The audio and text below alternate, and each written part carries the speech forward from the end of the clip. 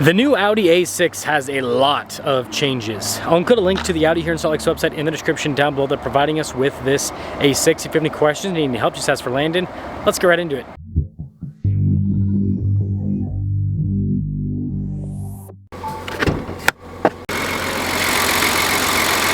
Powering this is a 3-liter turbocharged V6 that goes through a 7-speed. Fuel economy is 20 around town, 29 on the highway, with power outputs being 362 horsepower and then 406 pound-feet of torque.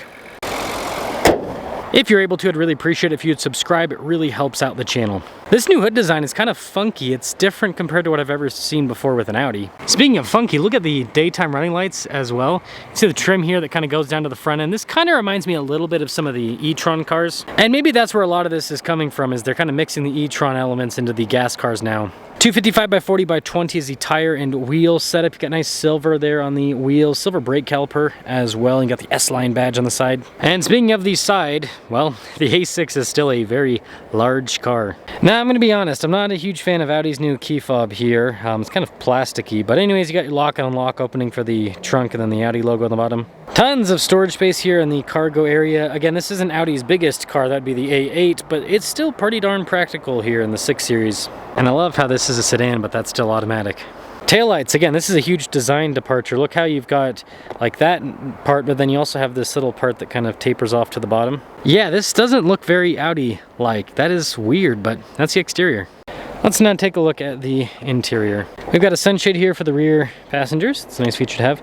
Stitching up top, there's more down below as well. And then here, the seats perforated all down the center. I do like that stitching in the center too. Legroom in the back is good, got a little storage net. We have some USB ports in the rear. We have our own climate zone on either side. Heated seats, so they've kept that pretty much.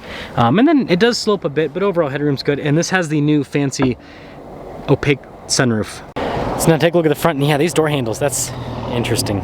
Blind spot with the mirrors, there's plenty of soft touch on the door panel itself. And look at that, we've got a bunch of controls here for the memory seats, for example, for the lights as well, and then your actual handle for the door is much sturdier location, I'd say. And this is a nice design touch, how that kind of goes across a little bit. But anyways, with the steering wheel, you've got a 2-spoke design. Practical controls on the front face, like your heated steering wheel, for example, volume controls. You got stuff for the center stack there as well. Still have a bunch of stocks in the background. Taking a look at the cluster, you can see that it is digital, so that means you can change the information that's displayed depending on what you're looking for. 360 camera system with this. It's got good resolution too. And the new infotainment system, it contains a lot. So you got this kind of shortcut bar there on the side to go through the different tabs, and you'll note Apple CarPlay and Android Auto, that's what you want. It is quick to respond. The climate controls and the heated and cooled seats are all built into the bottom of the screen, which I'm not really going to complain about because the previous Audis already had those controls in a screen. Now it's just all in one unit. Got some USBs, a 12-volt phone charging pad, drive mode select with little radio control off to the side, and this is kind of nice with some more shortcut buttons. Got the little shaver shifter is what I call it. Some cup holders. Center console's got plenty of space and interesting. Nice trim on the top of that. And then this whole thing is interesting. So hold it and you'll note that, yep, now I can see through it. But if I hold it the other way, now it is opaque. That is a cool feature, but also how much does that cost to fix? So 2026 A6 Quattro.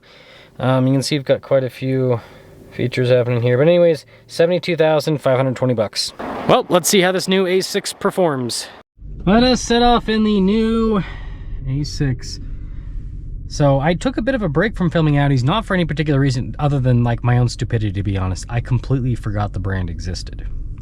I know that sounds crazy, but where the dealership is located, it's not like right off of the interstate. And so like, this is bad, this is gonna, but it shows you how stupid I am. I just didn't even think about it because I'm like, I'm not driving by the dealership like ever to go film other cars, and so I just didn't even think about it. And I realized I haven't been here in like, I think it's been like 6 months or something crazy. But yeah, I see these new Audis and I'm like, whoa! These cars are so much different now. Like, this is such a huge change for Audi. The interior is way different. Like, this still has good build quality. I will say, I will knock the Audi a little bit. Some of these synthetic materials don't feel quite as high quality as what they had going on before, so I will give them a little bit of crap for that. But here's my kind of 2 cents on this, some of this synthetic trim. If this holds up better long term, I'm okay with it. So like, if it ends up being the case where like the long-term kind of look and feel of the materials is the same, or if it's worse than the old materials, it's like you got to go back to the old stuff, because the old stuff just felt better, felt more premium. This new, like the new synthetic stuff just doesn't, I don't know, doesn't do it for me. But again, if it lasts longer, I'm okay with it. Like if it's like, hey, even after 200,000 miles, your interior still looks brand new rather than having signs of wear, I'm all for it. I am all for it. But yeah, these seats are pretty comfortable. That's the other thing, is these seats are so different now.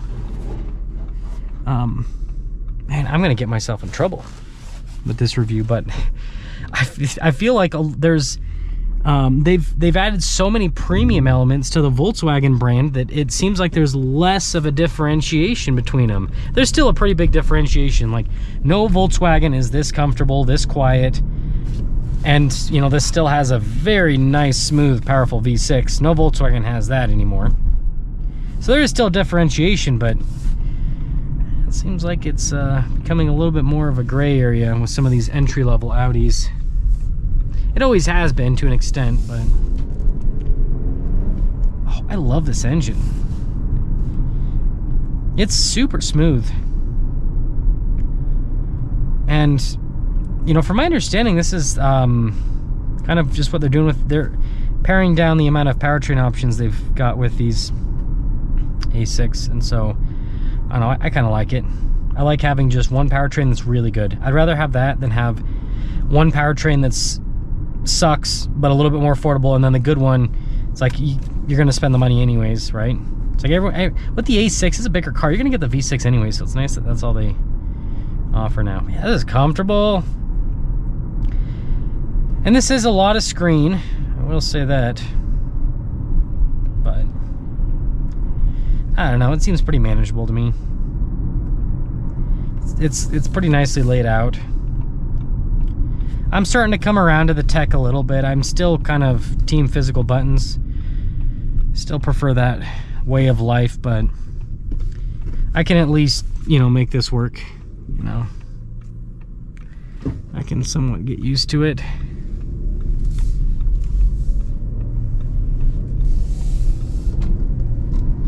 Yeah, this engine's just, for a V6, this is incredibly smooth. They did a good job with tuning it. And the 7-speed's pretty good too. Danger ahead. Yeah, we're fine. I'm just a bad driver. Don't worry. So, Audi A6.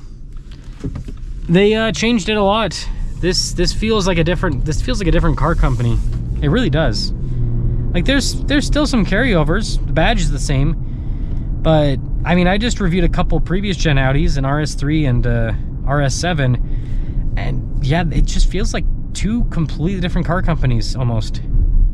So still drives well though. But